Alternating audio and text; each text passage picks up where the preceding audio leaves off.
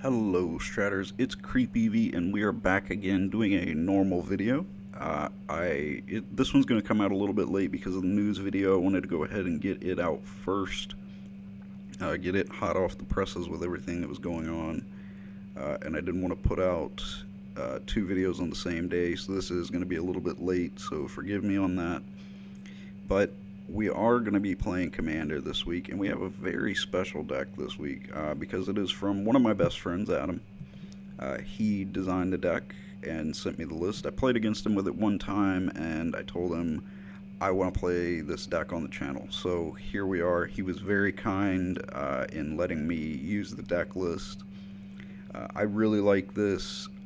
He is a budget player and plays several different decks in paper, so some of the choices, especially in the land department, are a little bit on the lower side to accommodate his budget.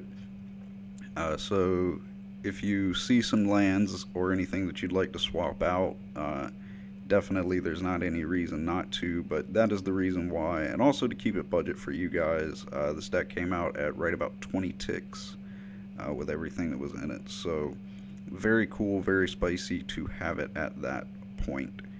So definitely show him some love in the comments and thank him for this awesome deck.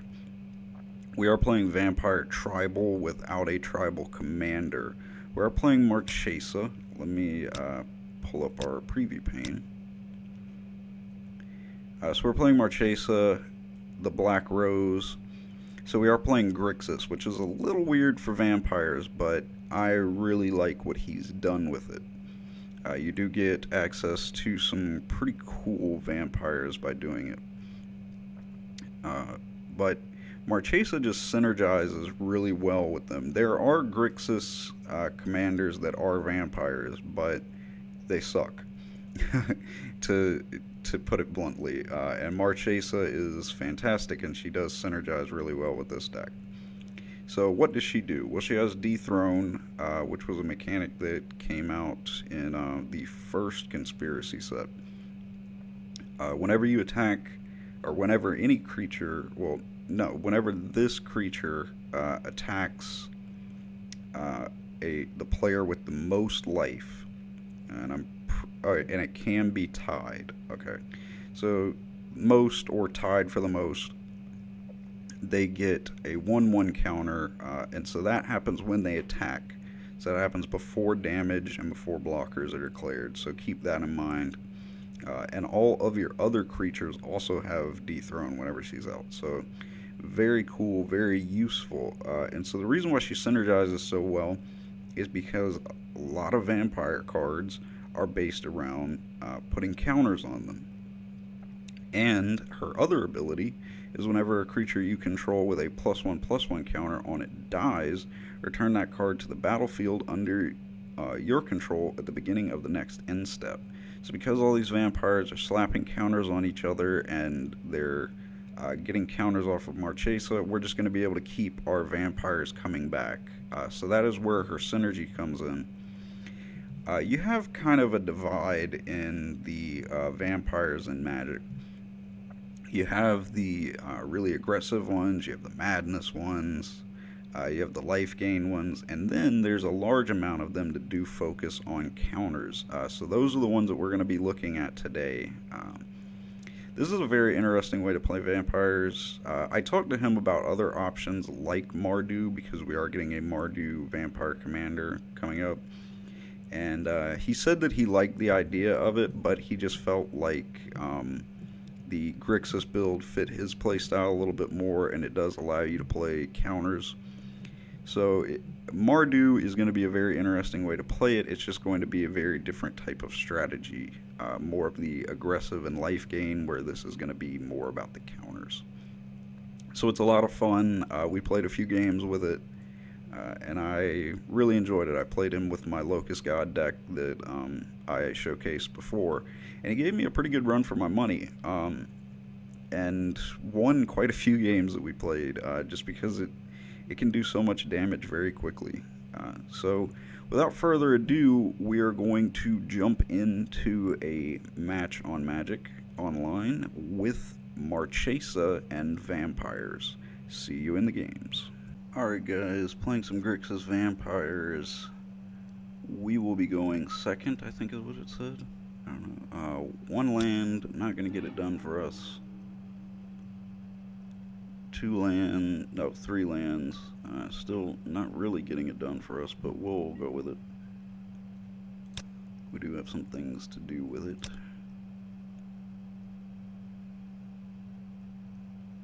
We're playing against King Jack with some numbers at the end. He's playing Melik. I actually played against him earlier. The match was just pretty boring. We'll leave that on top.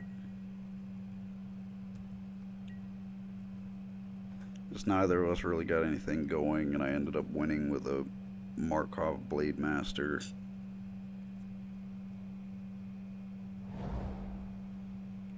Opponent opens up with an Is It Guildgate, passes.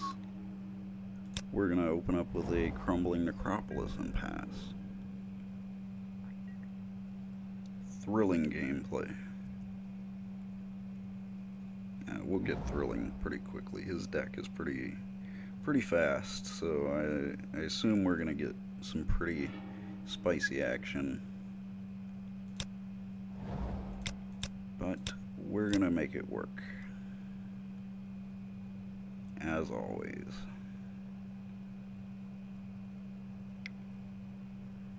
Oh, we're going to lose a talisman.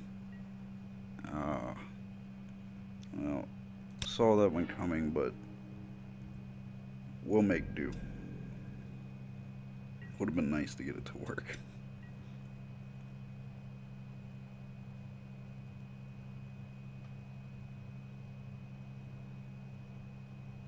If you don't know what Melik does, he lets you play with the top card revealed, and you can play that if it is an instant or sorcery.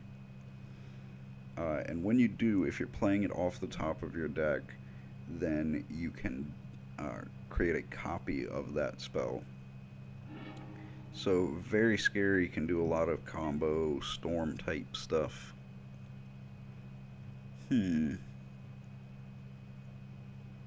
Sign in Blood or Forbidden Alchemy.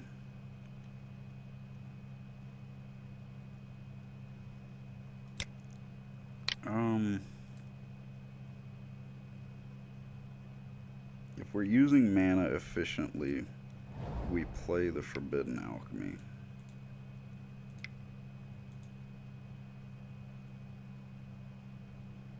And I do like to play mana efficiently. So we can get a few things here. I hate to throw away Olivia, she is my favorite card. We're going to get the Foreboding Ruins here.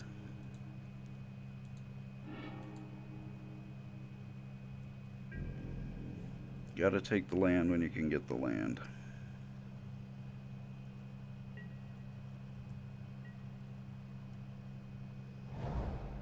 I'm glad Sign in Blood is showing up. Normally, yesterday it was showing up blue for some reason.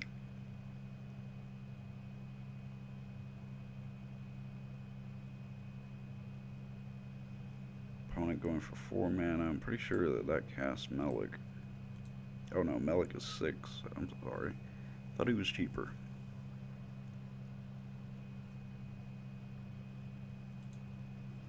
I was just looking right before I started recording on Wizards' website, and they went and announced this just a little bit too late for me to put it in the news video, but we are getting some new promo artwork for a few cards that are going to be exclusive to the online game.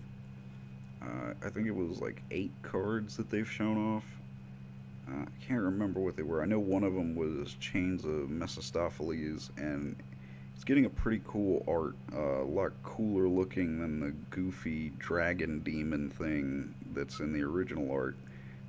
As charming as that is, this is a little bit cooler. Stasis was one.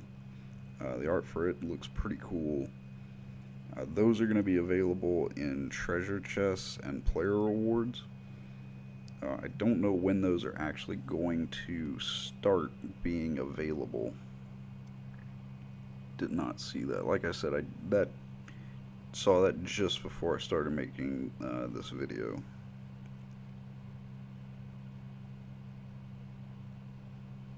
Our opponent definitely taking their time here with that mana. It's not showing up anymore, so I assume they've used it.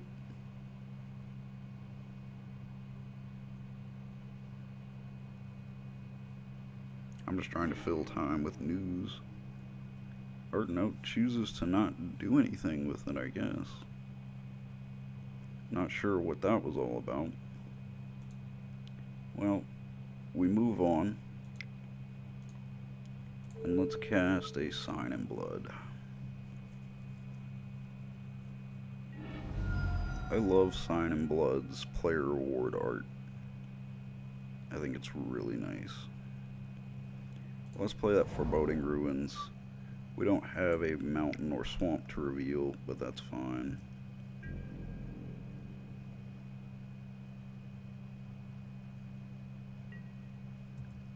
I felt like that was the best play. We could have put one of our vampires into play, but I just don't really see where it gives us a lot of value versus getting the Sign in Blood out and drawing some cards, finding more land. We got an island. Let's see. You're 5 drops. We could play you. And I'm tempted to do that. And the reason why is because there's a lot of mana right there for him to counter Marchesa. And I don't know whether I want him to counter Marchesa or not. I'd rather him counter Mind Drinker than Marchesa. He has 5 cards in hand and 4 mana available. That feels like a counterspell. Well, chooses not to.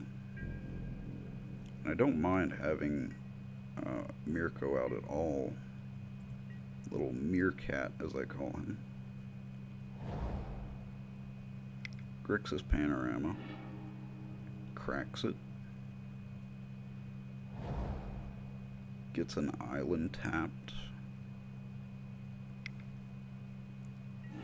Taps Pongify. Alright. Well, I've got a 3/3 ape. He can do things. So 7 drop. Mephidros.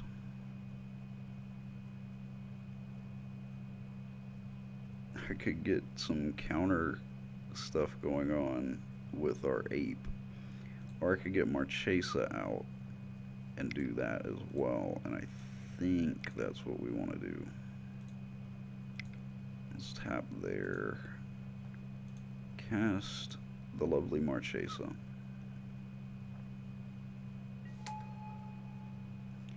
And let our ape get a counter. We are lower than him, so of course Dethrone going to trigger for us, which is nice. This ape is a 3/3, so, you know, not bad. I would have preferred to keep my Mind Drinker, but technically this is more damage.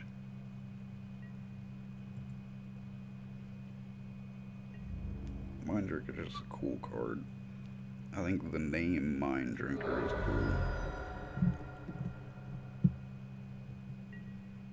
It's a big part of the way I play Magic is, does the name sound cool? Does the card art look cool? I guess I'm slightly childish in that way. Coming down with 6 mana, there is Melik. We've got an island on the top of the library. Okay, so no land. Captivating Vampire. How much black mana do we have? Not enough to cast him and our other vamp.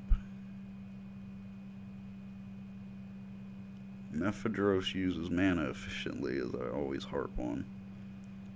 Let's go Gyre Reach Sanitarium. We could still play Captivating Vampire. Let's discard. Don't want to discard Blood Tyrant or Butcher.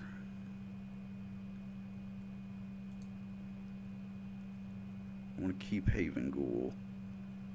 Let's discard Blood Tyrant. Our opponent now has Desolate Lighthouse on top. And what are they going to discard? Discards a Rite of Replication. That is fine with me. I enjoy that not being in my opponent's hand. The Haven Ghoul is a 4-drop, right?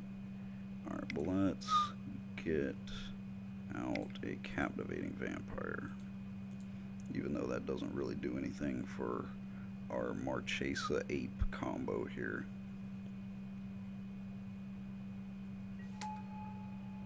I think we can swing with our Ape. I think that seems like a fun thing to do. Malik can block it if he wants. Seeing as it would kill him. Unfortunately, not going to get that dethrone trigger, especially not now that that 4/4 hit him. That is the regrettable thing about Marchesa.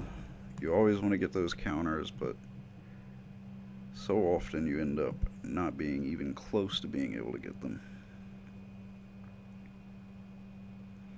I do want to get Mephidros out. Sorry, bumped my mic. But I do want to get Mephidros out because it turns Marchesa into a vampire. And then with Captivating Vampire out, she's going to get that buff off of him. Can be a lot of help. And then, of course, they can count towards Captivating Vampire's tap ability to steal a creature.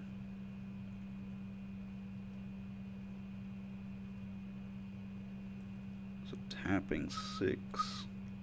Can't play anything off the top. He's got an island sitting there. Spell Twine.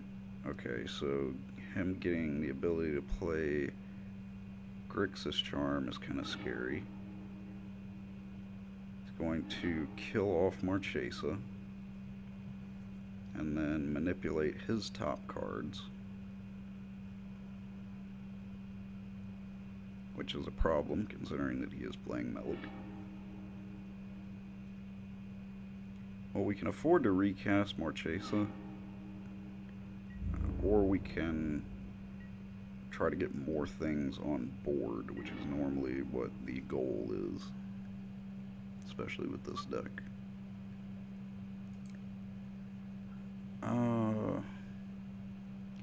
Butcher seems really good now that we can cast him, seeing as he is on a 1 creature strategy. Tap for black, tap, tap, tap for black, Butcher.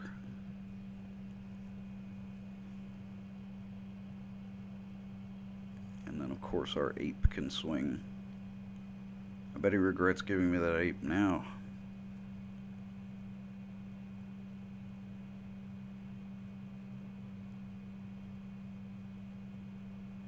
Doesn't have that turnabout, but I don't feel like it helps him all that much against us right now. He can't cast it off the top right now. He could during his upkeep, but I really don't see why he would want to.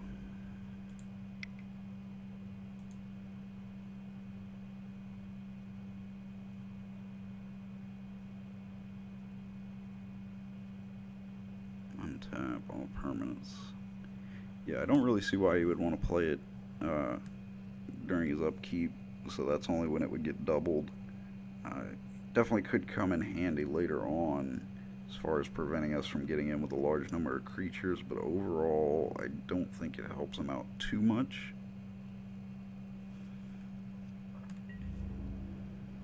But who knows, who knows. I do like the artwork for Turnabout Online. Pretty sure that's different than the other one. Oh, a Faithless Looting on top. That's good for him. So he's going to get to copy that.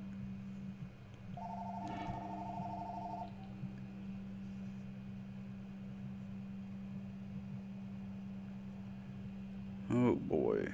Bosium Strip. Till in turn. I don't even know. I didn't even get to see. Rapid Hybridization. Well, if he wants to kill something, then he's going to lose Melik. Because of Malakir. A Butcher of Malakir, I should say. He would get to kill two things, though, which is pretty helpful for him. Yeah, he does go for it. So Butcher of Malakir is going to end up losing Melik. I'm wondering if he's going to go for Frantic Search at instant speed to save himself from, well, to get it before Melik dies is what I would probably do, but of course I am not the one in control of this. He does not do that. So sacrifice a creature. We will sacrifice Malakir.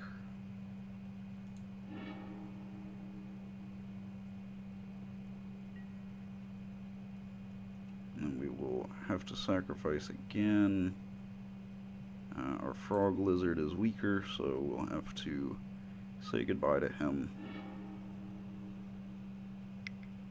So definitely disrupted our board a lot, but it did help us to get rid of Melik. So all good in my book. So he's going to untap his lands. So Turnabout definitely did come in handy there. He can recast Melik if my math is right. Which I would assume he's going to do, but of course I'm not seeing his hand. Is it 6, 7, 8? Yeah, it goes for Melik. Him being able to cast that Frantic Search off the top is pretty scary.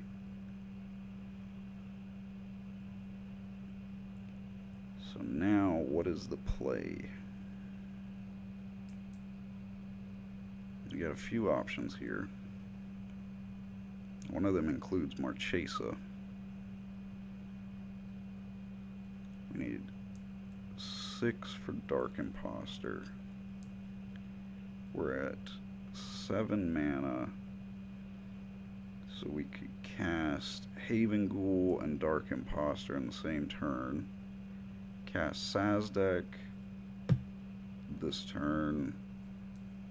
Cast Mephidros. Or cast her. I think we want to get Dark Imposter and Haven Ghoul. Or I don't really want to miss a land drop. And there's nothing in my hand that's like super high priority. So I'm gonna go with Gaia Reach. And another reason why I like Gaia Reach is because this is not gonna be the top of his deck anymore. And he could cast it at upkeep and get it doubled by Melik and have like an insane amount of value. And I'd rather that not happen. So I'm gonna discard High Noble, I believe is what it is. So Propaganda on top. Discards the Bosium Strip. So we can not miss our land drop. We have 5 mana to work with. I think we're going to get our Dark Imposter out.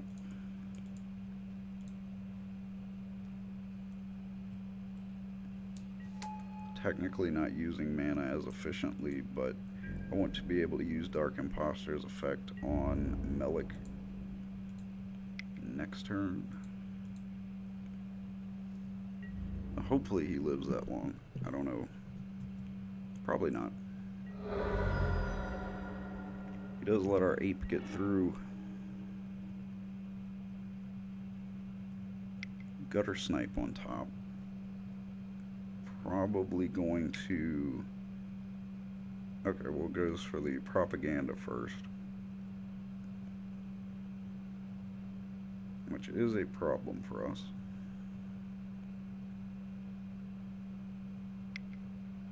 Trying to think of the best way to overcome that.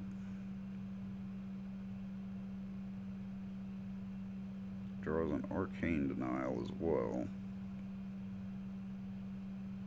Curious if he keeps that in his hand. I would definitely not like him to have it. But at the same time, it's not the worst thing. Gets the gutter snipe out. Well, let's keep with our Dark Imposter strategy.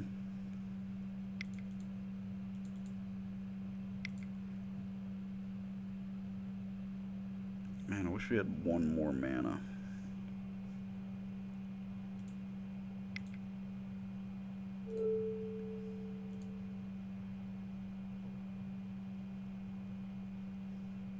But we will be able to attack with one of them, which I'm pretty sure is going to be the ape.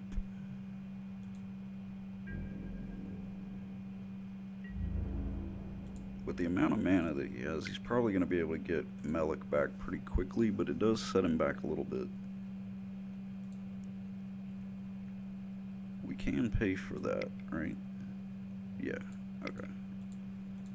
Messed up what I clicked there.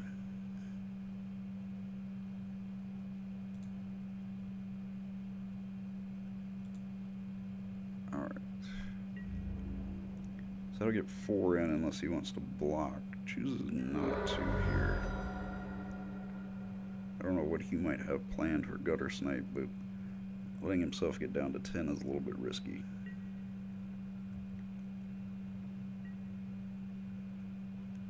Dark Imposter doing a little bit of work here. Let's see, he's essentially got 5, 7, 8, 9 mana available. It's not bad. I mean, he doesn't have a 4/4 ape out, so he's definitely not competing with us for sure. Just propaganda. Propaganda is one of my most hated cards in this game. Mana Geyser. So he got 8 mana there. Wow. It's one of my most hated cards because I normally play token decks. And when you play token decks, propaganda is an issue for you.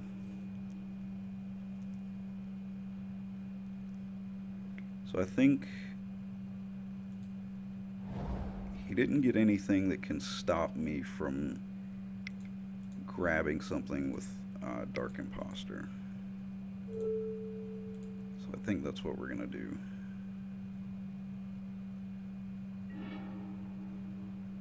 So Dark Imposter putting in the work. So do we play something?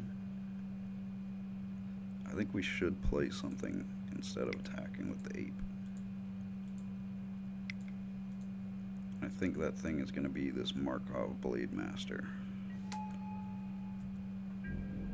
Wish we had something to get rid of that propaganda.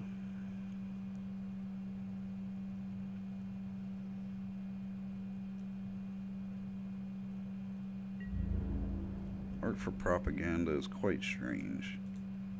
It doesn't look like propaganda to me. It looks like putting a man in a cage. Propaganda is more like, you know, posters with people waving their fingers at you and things like that. I don't know, very dark portrayal of propaganda, I guess.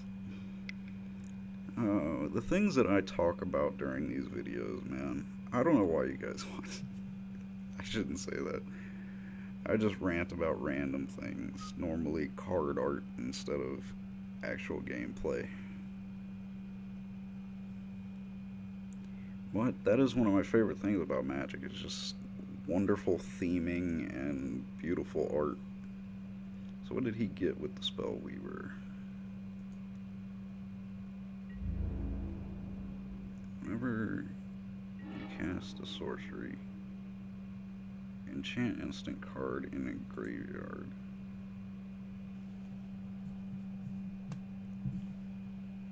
Well, Ascendant Evancar helps, but the problem is it kills off Blade Master when it comes in.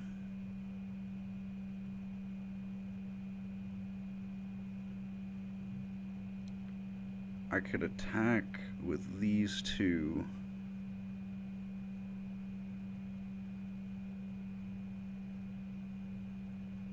I'd have to pay 2 for both of them. That would leave me with 1, 2, 5 mana.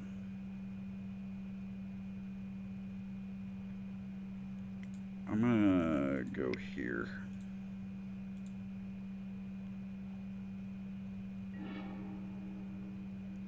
Discard Sazdeck. It's kind of late game for Sazdeck.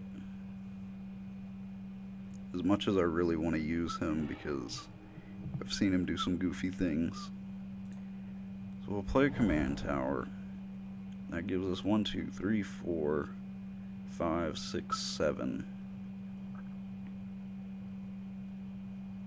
You can cast Marchesa, but she really doesn't do anything for us at this point.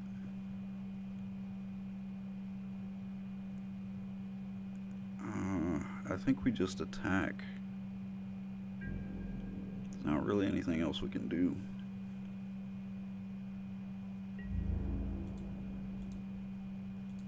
We're gonna have to pay for them. I don't know why I used the dual lands there.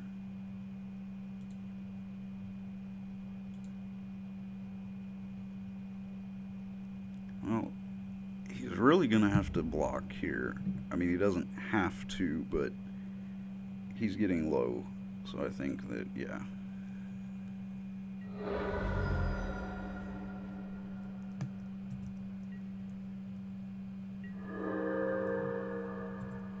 Oh, also, I remembered one thing that I wanted to mention to you guys. I'm being very careful to make sure that all of the audio syncs up.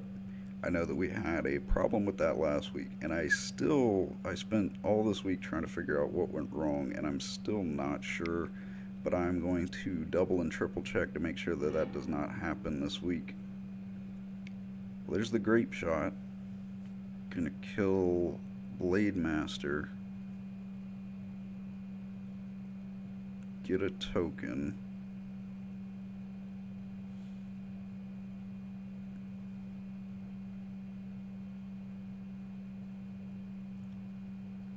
Not really sure what the other target is going to be. I guess it's going to be me. Okay.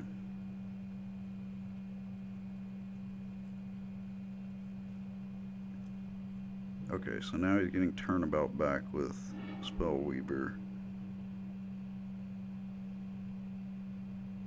So Turnabout could be a problem.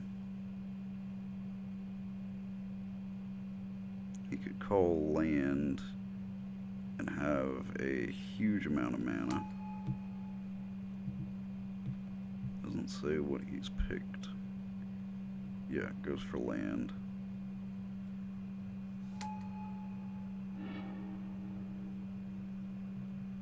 We got a few things happening there. He has no cards in hand, so he pretty much can only cast Melik. Which, can he cast Melik? I don't think he can. Has he got something with flashback?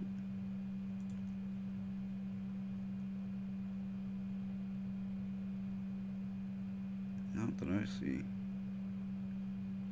I don't know, maybe he thought that he had enough to cast Melik.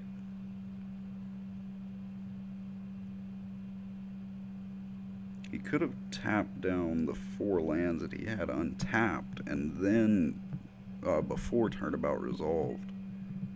Which I think he probably should have done. In that case, he would have at least been able to cast Melik. So we get Vela, which means that we can keep him from blocking our creatures, which is going to be important. Or we could play Ascendant Evancar, which will wipe his board. And I think that that's more value.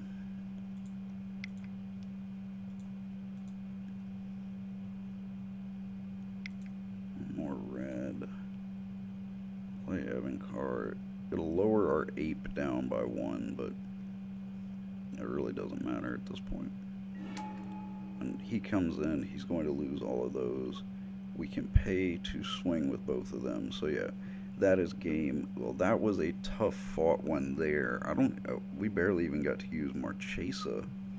But we did get to show off what the vampires can do, which I think was pretty impressive.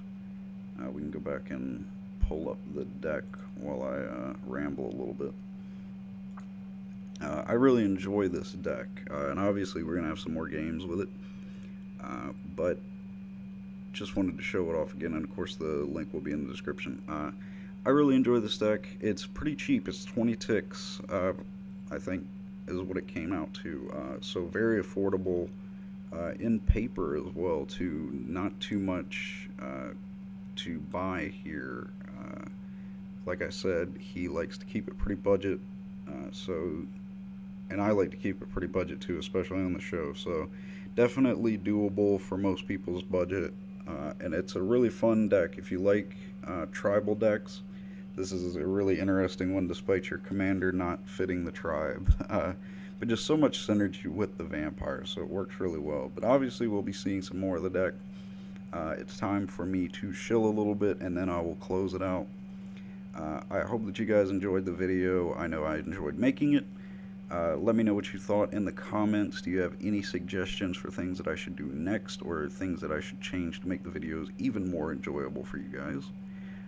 Please show some love for the deck. Let Adam know that you enjoyed it in the comments. If you have any suggestions about the deck, like I said, trying to keep it a little bit budget, but if you have any ideas for changes that we can make, I'm sure he would appreciate those, and I would love to see what you guys think about it. Are you guys playing vampires? Do you like vampire decks? Let me know. I know that I do. And of course, we do have vampire commanders coming out, which leads into the next thing. The straw poll will still be down at the bottom in the description so that you guys can vote for which commander deck you'd like to see me play on the channel. I got a little bit over eager and thought that they would be releasing it sooner and started the voting. And then I read that it's going to be November. But I figure let's keep the voting open. We do have 2 votes at this point. So we'll keep the voting open so you've got time to vote, but make sure you vote. There's no sign up or anything, just click it. You got 4 options between the 4 decks. I've been trying to figure out which one I want to get on paper, but all of my local game shops are selling out of them immediately. But if you guys got them and are playing them, what do you think? I think they're pretty cool decks. I'd really like to get my hands on the vampire one or even the dragons one. I'm not sure which one yet. But like I said, I am going to have more videos with this deck coming up. I know that this video is technically late. I pushed it back because of the news video. Also, let me know if you guys enjoyed that. I'd love to do more of those. Make sure that you like and subscribe to the channel to see all of my videos, including the videos from all of the other wonderful people here at Magic Gathering Strat. I hope that you guys enjoyed the video. I think I've said that like 3 times. I got out of order on my shilling. But of course I do hope that you guys enjoyed it. I'll say it a 3rd time. And I will see you guys in the next video. This has been CreepEvee signing out.